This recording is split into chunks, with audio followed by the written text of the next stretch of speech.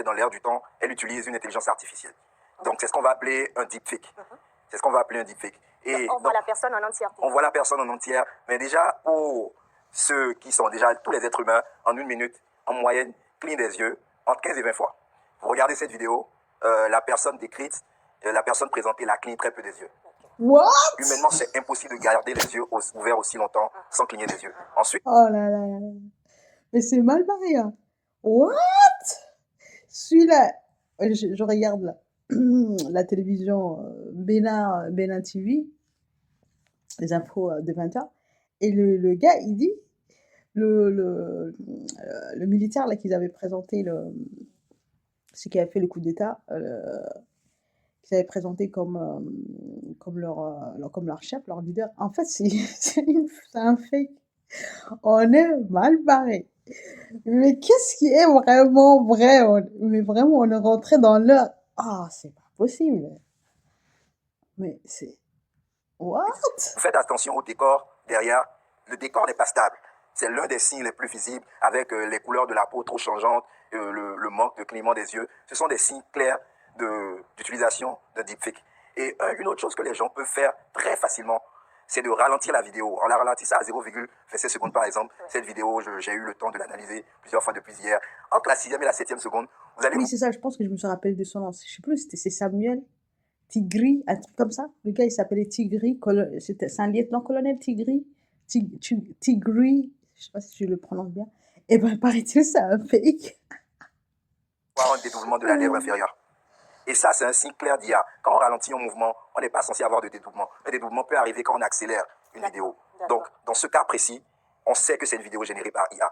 Maintenant, j'ai cité certaines choses, le clignement des yeux, le décor qui n'est pas stable. On peut ajouter la voix qui n'est pas alignée au mouvement des lèvres. Ce sont des choses simples qui peuvent permettre aux gens de deviner qu'une vidéo est générée par IA. Et nous passons à cette seconde vidéo. Cette vidéo, par exemple, est particulière parce que là, le compte qu'il a posté, si je me rappelle bien, a dit que c'était un soutien en masse à des personnes, à un groupe donné au Bénin.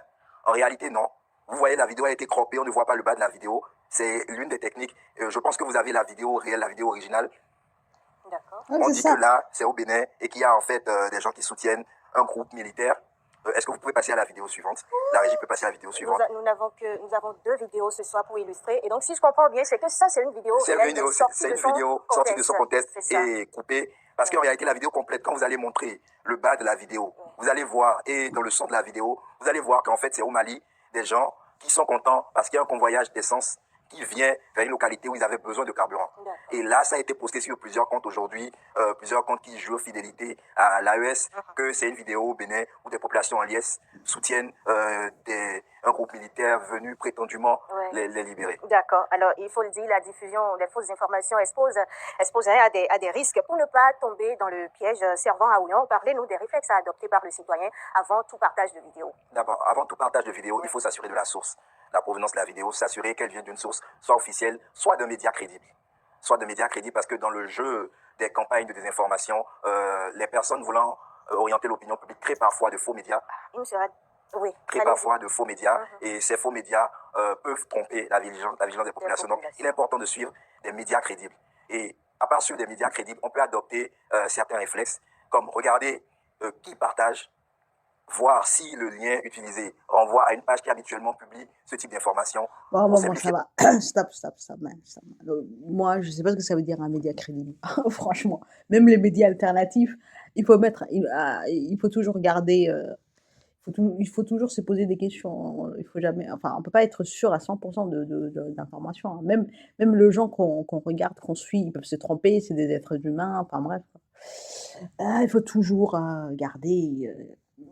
Il ne faut pas faire du 100% confiance. Bref, mais par contre, j'étais en train de regarder, je me suis dit, imaginez une vidéo d'IA d'expert qui nous fait l'expertise d'une autre vidéo tout en la présentant que c'est une vidéo faite par une IA. C'est le comble. Vous êtes d'accord avec moi? Imaginez que ce mec-là, il n'est pas réel, et la nana là qui l'interroge, et qu'ils sont en train de nous présenter une autre vidéo faite par IA, une IA qui présente une autre vidéo faite par IA en disant ça c'est faux, ça c'est pas faux. Mais on est mal barré, quoi. Mais laisse tomber, quoi. On va voir des trucs, on va plus savoir ce qui est vrai, ce qui est faux.